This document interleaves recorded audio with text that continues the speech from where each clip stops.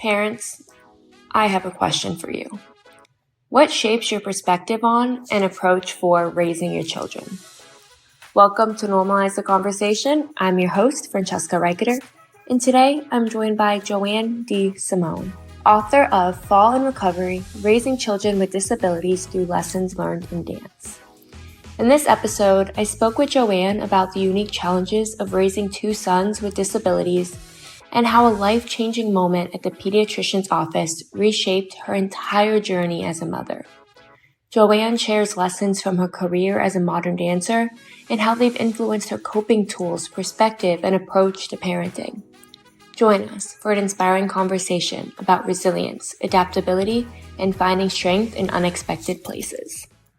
Joanne, thank you so much for joining me today. I am very excited to talk with you. But before we begin, I just want to check in. How are you really? Uh, Thank you for asking. I'm thrilled to be here. Thank you for having me.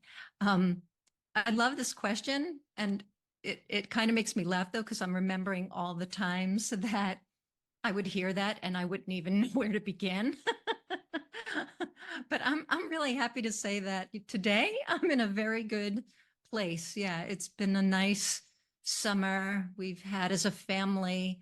We recently had a really wonderful experience, and it was, life affirming, and I'm sort of riding on that high.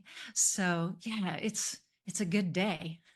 That makes me so happy to hear. It's really amazing when you have those good days and those good moments that you can hold on to because, life's overwhelming. There's so much unknown happening, so much to kind of figure out at all times. And when you have those kind of little highs that you can hold on to, it really makes those difficult times a little easier to want to push through. Yeah, yeah. Well, it's always a good reminder that, yeah, when you're spiraling, that's not the permanent place, right? There's a rise. There will be more. Yes, my dad actually this morning was giving me his daily pep talk, which is really sweet and cute that he does it. Uh, And he was saying how the only permanent decision is choosing to end your life. So as long as you keep going, anything can be changed, anything can get better. So just remember that every day. And I feel like I really needed to hear that today because sometimes I'm like, oh, oh my goodness, the world is ending, everything's changing, and I feel like I don't know what to do or how to stand on my own 2 feet or do anything. So it's always nice those reminders that it can get better, it will get better as long as we take another step forward and we start to figure it out as we go. yeah. How wonderful that he was able to say just the thing you needed in that moment. Right? Wow. Sometimes he's so good. Sometimes he's the best. Sometimes I'm like, read the room. But parenting. You figure it out as you go. Sometimes you know what to say, and sometimes you really don't. I'm not a Yeah. parent yet, other than to my dog, and I think I know everything to say to her.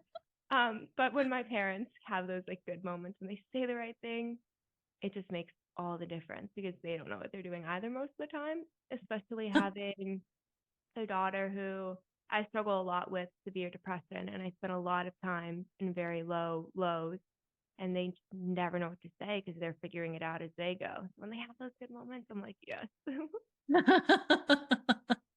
that you got there with me. That is so cool. And it's interesting, I like as an adult, right? You see your parents in a completely different light. Like I can literally remember the moment that I realized, oh, my mom is a human being and she's just doing the best she can. She isn't like this person to put up on this pedestal. Like we're all just trying to work it out and figure it out one day at a time. But I think when you're young, you idolize your parents, and you think they know everything and can solve all the problems. That's the experience, and then you grow up and you're like, oh, wait a minute, they're they're just human. I've gotten there a lot more with my mom lately where we're having honest conversations of I don't know what I'm doing and I'm Mm. hoping that this is the right decision. And if it's not, we'll figure it out. And I think that's been really great that she's opened that dialogue with me. because until then I was like, wow, my mom's perfect. She knows everything all the time, and I don't know everything, so I'm wrong, and I'm never going to be as good as her. And the reality of it is she's figuring it out as she goes. She's had so many moments in life that were just completely life changing, and having to adapt and having to learn how to adapt to me versus my brother. So it's been really nice to get to that point of I hit 26 last week, and we Nice. Happy birthday. finally and we're finally having those conversations. Lovely. Lovely. Yeah, I think, the best you can do in a family is to strive to have an open dialogue where you can, support each other, even if you don't have the answer. I mean, it's definitely something I always remind myself when talking to anyone, friends, family, anyone that's struggling. I'm like, you know, it's not always about fixing a situation. Sometimes you just have to listen, right? Like, sometimes you have to ask, like, what do you need from me today? Is it just to hear you? Do you just need to vent? Do you need me to help you problem solve? Like, tell me what you need, but that was not my go-to, I think, in younger years for sure. You know, like I was, do something, I have to react to it. But yeah, you grow up and you learn. So I'm trying to remind myself that that's the way to go. I love that because you do grow up and you learn, and being able to say, I don't know how to support you, but I want to support you. So let me know how I can best support you. I think for me and my friends, we're starting to ask for each other those questions. And for a Nice. long time, we wanted to just know the answer for each other and give each other like an exact play by play on what we should do. And I mean, nothing was working for any of us. So why we were giving each other play by plays on what they should do with our lives was not very helpful at that point in time. But by asking how we can show up for each other, how we can be there, how we can help find new information and research things for each other, just those small things that we can do to be there instead of assuming we know what to do makes Right. such a big difference. That's lovely. I think you're way ahead of where I was at your age. Good on you. We figure it out as we go. But tell us all a little bit more about you. Awesome. So I was a former modern dancer, and then I switched to become a special education teacher. And then I started a family and I had two children with disabilities. So having them, I definitely had to change gears several times. I feel like I always had to recreate myself. My older son Benjamin, who's now 25, when he was born, he was diagnosed with this rare brain malformation. So it's called lissencephaly, which literally means smooth brain. So he doesn't have like all those lovely convolutions that you would normally see in a picture of a brain. And when he was born in 1999, the average lifespan for a child with lissencephaly was 2 years. So it was a lot to process for sure. And I definitely was in a tailspin for a while and then thrown into, all the medical needs. I think he was about 7 months old. He started to have seizures and a really hard to control and dangerous type of epilepsy. And we were not even sure that we were going to find medication to work and whether or not he was going to survive past his first birthday. It was a lot to manage, a lot to deal with. And I actually I left work for a while because I thought, one, I need to focus all on him. And there's just no time for me to dedicate. And two, I don't know how long he's going to be with us. So I want to spend as much time as possible with him. Fortunately, we were able to get through that part of the medical journey, but there was a lot more, that was to come, a lot of surgeries, having to do, orthopedic stuff. Um, he was he was eating orally for quite a long time, but he did end up with a feeding tube. I think he was 14 at the time. So there was always sort of something that we had to micromanage. On the education side, I was fairly well prepared since I was a special education teacher and I knew the laws and I knew sit at the table, with other professionals without feeling so, overwhelmed or feeling like I was not an equal member. I think that happens a lot to parents, but I definitely felt like the equal member. But I was also in this position where I was judging myself as an educator, like, oh, okay, I didn't get it. I did not get the parents before I was sitting in this seat.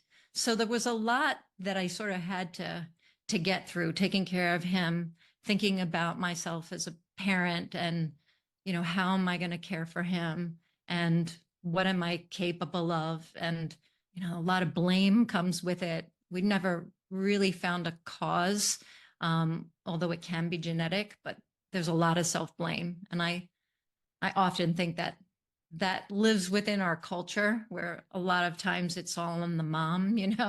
Um, I found that was much more like viewable in the world of children with autism. I feel like a study would come out every day and they'd be like, oh, what kind of cleaners are you using in your house and what food are you eating? And like, what medication did you take? So I always feel like the onus is on the mom and then we internalize that. So, you know, we got through this period of time and I think I realized at some point for Benjamin, that's my son, he was going to have to, yeah, be in a certain, like a self-contained school. And there was a community there. Because, I think you're always worrying I think everybody worries, about their children and how they exist in the world. But when your child has severe disabilities, you're like, okay, how is the world really going to treat him? Where is he going to belong outside our safe bubble? But early on, we had some really positive experiences. And I realized, oh, it's okay and almost super necessary to find your community and let them have a community also outside of your family, right? Everyone has to learn to exist. And so we were very fortunate that, we found the right place and it definitely helped us as parents. And then we had my second son, Sebastian, and about time he was a year old, we noticed he's not really acquiring new speech. And I have a niece who was on the spectrum. So I felt like there were a lot of things that my son was doing that was reminiscent of what she did when she was little. And so I tried to deny. I was definitely in denial because I thought I can't think about having two children whose future are so uncertain. You have so little control anyway, but it was almost too much, So I think my husband and I, he was definitely, I think, clearer than I was and accepting, sooner than I was. But you get there, right? We finally, said, okay, we have to address this. We started therapy. We actually had to convince his pediatrician that we thought he's on the spectrum, and the pediatrician was not really in agreement, but he sent us to a developmental specialist, and like 10 minutes in, he was like, yeah, he's he has ASD, or at the time they were calling it PDD and OS. So, you know, then I had to sort of regroup again, and it was definitely harder second time around, because then I had two kids with really different needs that were both equally challenging. Benjamin had a lot of challenging medical stuff to deal with, and Sebastian ended up having, it was more educational challenges that we had to deal with. And so ultimately, I just felt like I wasn't getting what I needed from my experience as a teacher to rely on to sort of help me smooth this all out. And my way of always dealing with things when I was younger was actually to write, but I had sort of abandoned that as an adult.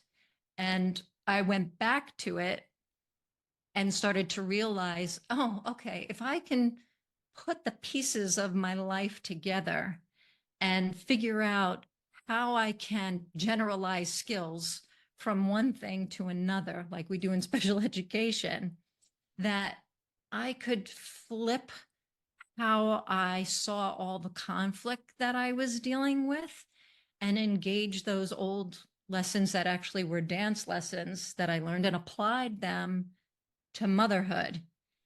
And it absolutely helped me function and to, organize my thoughts and to go through the process of dealing with all the grief, and then sort of be able to release whatever guilt and shame and regret that I had in my life.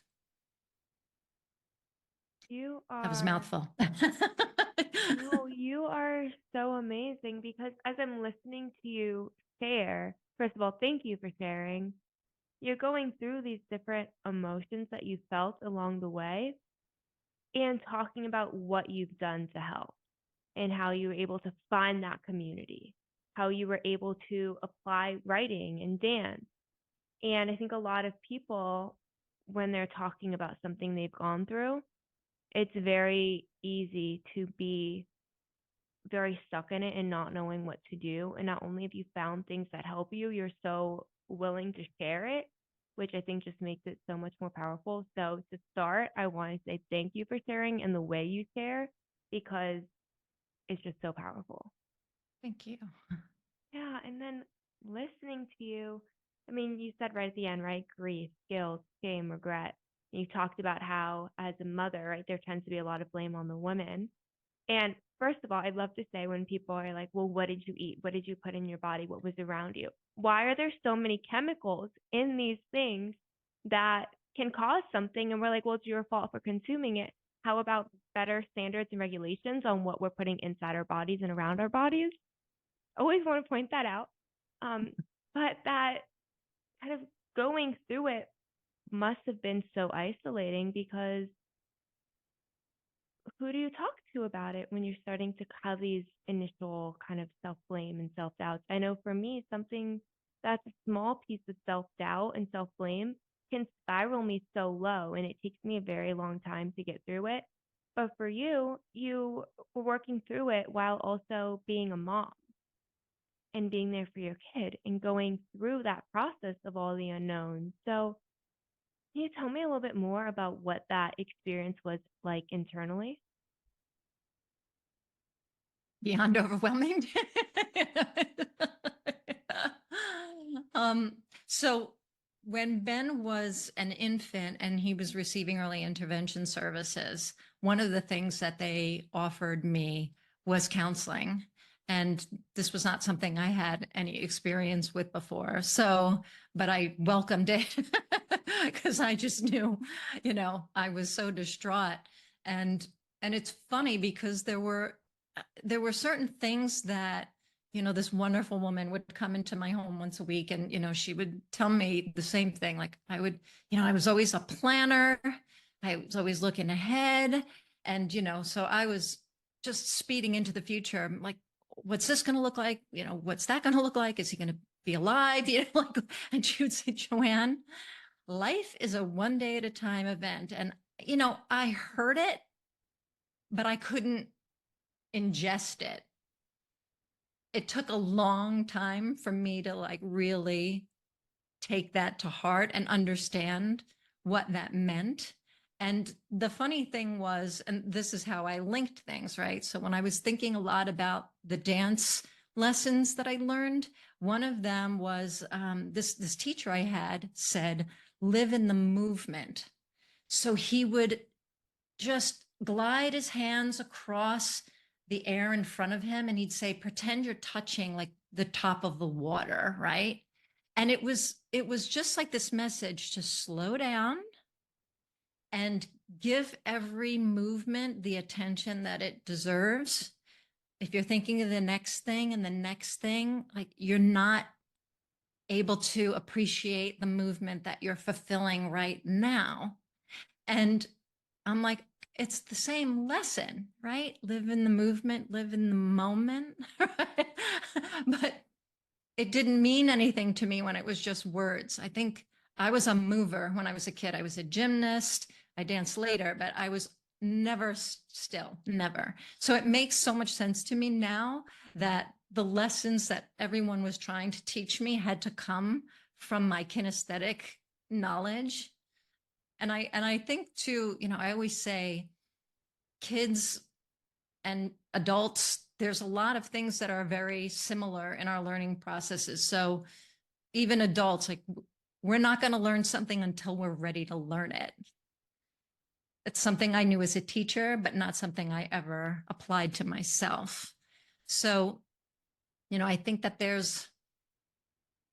it's hard to learn how to give yourself the room and the grace to go through the journey that you need to go through, but it's important that you do. Yeah, giving yourself the room and the grace to get through it because, I mean, like we've been saying, it's one moment at a time. I'm a big planner too, and I'm convinced that I have my whole life mapped out every single day.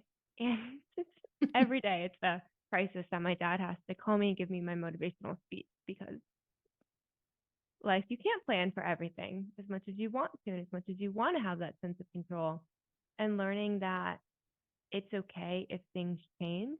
And I like how you said, bringing it back to movement, something that you were able to connect with, and then writing. For me, that's a big thing. I'm not expressing myself with words. I do it much better with pen and paper. I can figure out how I'm feeling and tell somebody and get it out in a much better way than sitting in front of a therapist and just trying to figure out what's happening inside of me. Going to a therapist when I have figured it out a little bit, very, very helpful. Putting those two together, amazing. But finding that kind of one skill set, that one thing that you can do to help you understand what's happening in the moment, I know something I'm learning to do. And it makes such a difference because, like you said, as a teacher, our learning patterns, how we learn, what works for us, likely going to continue to work for us. So being able to kind of fall back on that instead of expecting us to suddenly be a completely different person as an adult and have a new learning style, being able to relate back to that have been helping me. Good. My mom, I always say, like, I hear my mom's voice. She once said to me, don't borrow trouble. And I just love, it's again the same message. Like, don't think about all the things that might or might not happen in the future, right? Don't do it. Don't borrow the trouble. That's so smart. It's so important to live in the moment. But I imagine as you're going through this and you are living in the moment and all these unknowns are constantly happening, how did you begin to allow yourself to live in the moment and kind of figure out those unknowns as they were coming? Yeah. There are plenty of moments that I've had that I didn't want to live in for sure. I always tell people, like, you know, when my son is having 200 seizures in a day, I really don't want to be there. I don't want to stay there. But again, applying these old dance lessons, right? My mind, like, if you think about pain, and in dance, I learned, pain is not the enemy, it's the messenger. And in order to manage that pain, so if you're thinking just physical pain, right, you have to give it the time and, whatever it deserves in order to manage it, right? So if you hurt your ankle, you have to say, okay, I need to, put it up. I need to rest. I need to ice. I have to take some, Motrin. I have to maybe modify the way I'm moving. Because in dance, really, it's not about, at least what I learned in modern dance, it's not about, how high you can lift your leg, right? The goal of the dancer is to impart the message that the choreographer intended, or to share an emotion and help to elicit that emotion from an audience. So it's not really about the specific movements, how you do it, but you have to, okay, something's hurting. I have to pay attention to that now. And I have to give it its time to work my way through. And I have to make adjustments otherwise. And then when you've given it the time that it deserves, you can say, okay, now I know how I'm managing this. The next step is to appreciate everything that's working well. So the knee might be hurting, but I have freedom of movement in my upper body and I can still be really expressive. Okay, so instead of going up on stage and being like, oh, my knee hurts, and everybody looking at you and saying, there's something wrong in this situation, she's in pain, right? And that's the only thing I'm imparting to people. I can just focus on the things that are working well and still do my job by giving them whatever the message was. And so I think very much the same in life, right? Okay, I'm having a down moment. This really hard thing is happening and I'm conflicted. And it's okay to live in it for right now. For right now, I'm going to feel everything that it's taking with me. And I'm going to figure out what I have to do to digest it and then give it just the time it deserves and then refocus on everything else that's working well. The other thing that goes along with this, the book that I wrote is called Fall and Recovery. And in the Limon technique that I had studied, there's a lot of fall and recovery. So if you have a ball and you drop it, it bounces and there's a rebound. In a lot of times in dance, though, it's hard to learn how to release into gravity and then to find that rebound. It's really common to hold back and try to control the journey. So if you just took the ball and placed it down on the ground, it won't rebound, right? If you think of a swing, right? The swing is up in the air and gravity takes it down and then it rises back up and gets to a space of weightlessness before coming back down into gravity. So at these challenges as this swing, right? Okay, I'm on my way down, but falling is not there to just make me sink forever, right? It is the force that it's going to allow me to rise. So that's sort of how I try to envision it when I'm in the moment. It's just another way to say it's going to be okay eventually. I so admire how eloquently you put it into words. Tell us more about your book because you take these lessons that you're learning, comparing them to dance and into life. It really helps you understand the importance of taking it one step at a time, of giving yourself grace, of being able to get through. Thanks. So there's 3 parts in the book. And in the beginning, I talk about the dance lessons as completely on their own. So what I should say is the whole thing is inspired by this experience I had performing Jose Limon's There Is a Time, which is based on Ecclesiastes 3, to everything there is a season. And I think at some point when I was writing and editing, I realized that the focus of the book was these conflicts. And then I realized that the psalm is talking about these opposite ends of the human experience. And then I started to realize like, oh, okay, this is how the book is going to be structured.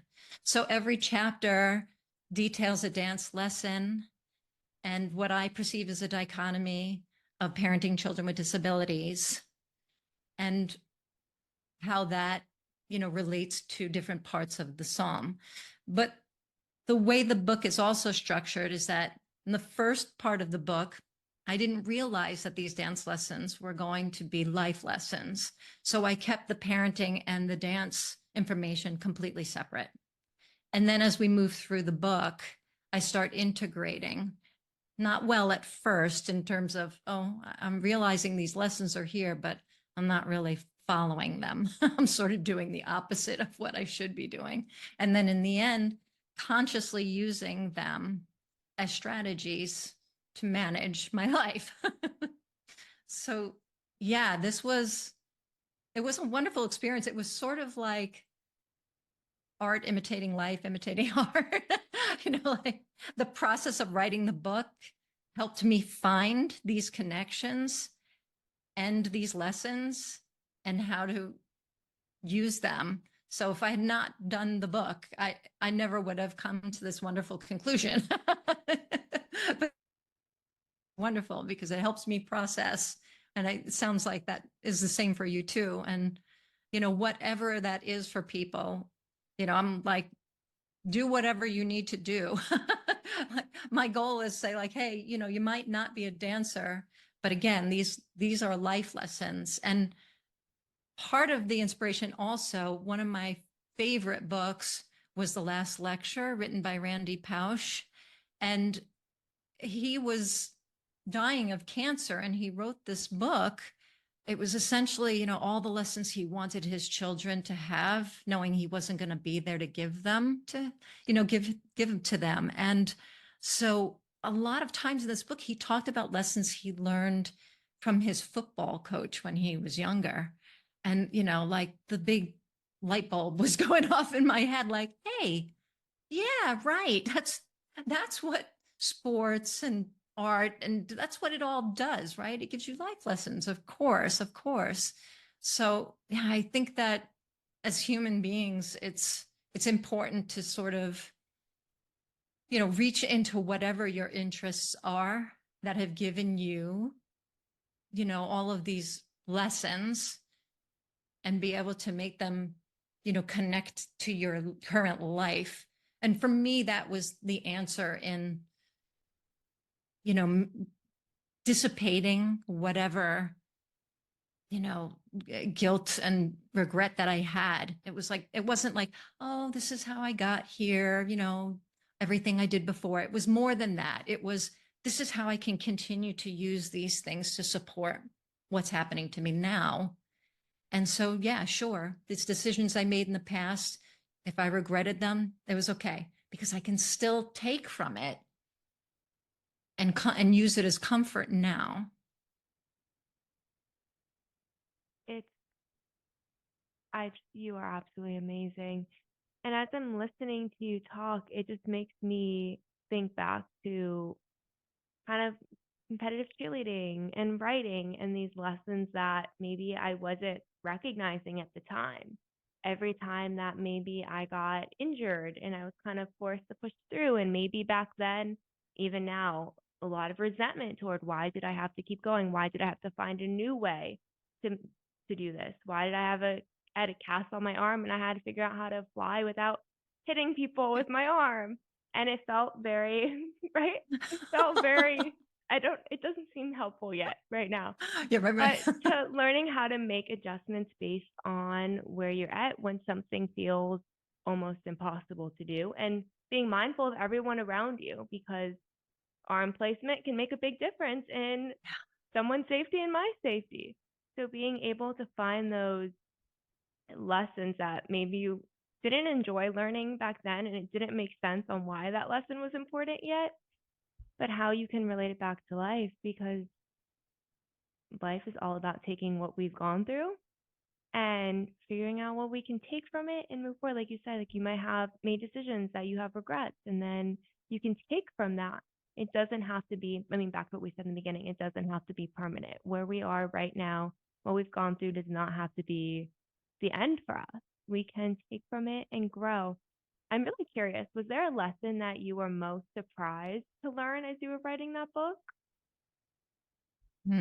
That's a good question. Putting you on the spot with that one. That's okay. I think a lot of things surprised me, but I'll give you one example. So, and I think the surprising thing is how it connected, right? So there was a warm-up exercise that my teacher used to make us do where he would have us just lie on the floor and close our eyes, and he would do breathing exercises with us, right? I had no idea that dance was teaching me mindfulness until years later, but But the point of this exercise, he would say, just notice like how your body was feeling, where certain body parts were touching the floor. And he would specifically say, don't try to change anything, just notice. And when I was writing about that and I realized how this related to my feelings about my children, right? Parents are always trying to fix things. As an educator, I was always trying to use all my knowledge to, help my children improve and go along their journey. But, at some point, sometimes you just have to notice, you just have to do nothing. It's not, life isn't always about fixing things, but that isn't my first go-to response. So yeah, that was surprising to me in making that connection, not just to say like, my kids are my kids, they don't need to be fixed, but it's also about, okay, sometimes you just do nothing. Challenge yourself, oh, my head is off to the side. I need to straighten it. No, you don't have to do it right this minute. Just take in whatever information about how your body is in the moment, and and get in tune with all of your senses. I think that it was obviously a really grounding exercise, and I think that's so important in general, right? When you're having panic attack, right? The first thing you're supposed to do is try to find a way to get grounded, right? I've definitely been there. So yeah, I would say that was definitely something that was. That is a very important lesson because as human beings, we so much want to fix everything. And it's so hard to not fix and to allow ourselves to just exist in that moment and figure out, first of all, feeling is very powerful in itself. Understanding how you're feeling can help you decide what the next step is and what you need to do because sometimes we're very reactive as humans. I'm very reactive as a human. And learning to take a moment to just breathe and understand what's happening and what I'm feeling. And then maybe it's something that I don't need direct intervention in this moment. Maybe this is something that's going to pass. Maybe this is something that I physically can't do and I need to ask for support. I need more information. I need more resources. I need outside help. And maybe there's something I can actually do. And by taking that moment to breathe, to just feel and understand what's happening, I have more clarity in being able to figure out what that next step is. So mindfulness, grounding is so powerful, getting rid of that innate sense of reactivity. Yeah. And that's definitely a lesson that comes in handy as a parent. Like one of the, like in the advocacy world, right? I work as a special education parent advocate now. And it's so important not to be reactive. Like you get an email from school and you want to pounce on it, right? And it's like, just take a breath. Like, whatever emotions you're having at the moment, right? Don't write the email back while you're fully, fired up. If you have to, write it, on a piece of paper that's never going to make it to them. Take a moment to process. Oh, it's so funny you say that. Yesterday, I was saying to my mom, I was like, just breathe before you answer, put your phone down, thumbs down, breathe for 10 seconds, and then respond. Because sometimes, you just get that text or that email message that you're like, oh, and natural to react, natural to have feelings and emotions. But when we take a few deep breaths, our reaction will hopefully not escalate it, right? Because the goal is to solve the problem. And sometimes we react so quickly that we escalate it. So I'm like, Right. my mom yesterday, I'm like, breathe, breathe. Then we'll answer. Exactly. That's a difference. Time and space. Time and space. We can react on a punching bag right now. But let's breathe before we use those thumbs because our texts are powerful. Exactly. You can't take it back. Although the undo send button is a little helpful, but no, we should just not have to rely on that button. However, I do love that it exists because sometimes I'm like, never mind. Yeah, that's good. I should have took a deep breath first. Right. And learning to take those deep breaths is incredible. As we are wrapping up, can you tell everyone where they can purchase your book, Fall and Recover, and how they can learn more about you and the work you're doing? Sure. So, all the information about me and my book and my family actually can be found on my blog. Really, the website is special-educationmom.com. And the book will be, is available wherever books are sold. You can go online and Barnes and Nobles and Amazon and Target and wherever books are found. And now, if you have a favorite local bookstore, you can certainly check that out online, or if they don't have it physically in the store, you could ask them to just order it and they'll be able to get it for you. Awesome. You are incredible. What is one last piece of wisdom or advice you'd like to leave our listeners with? Oh, there's so much. No.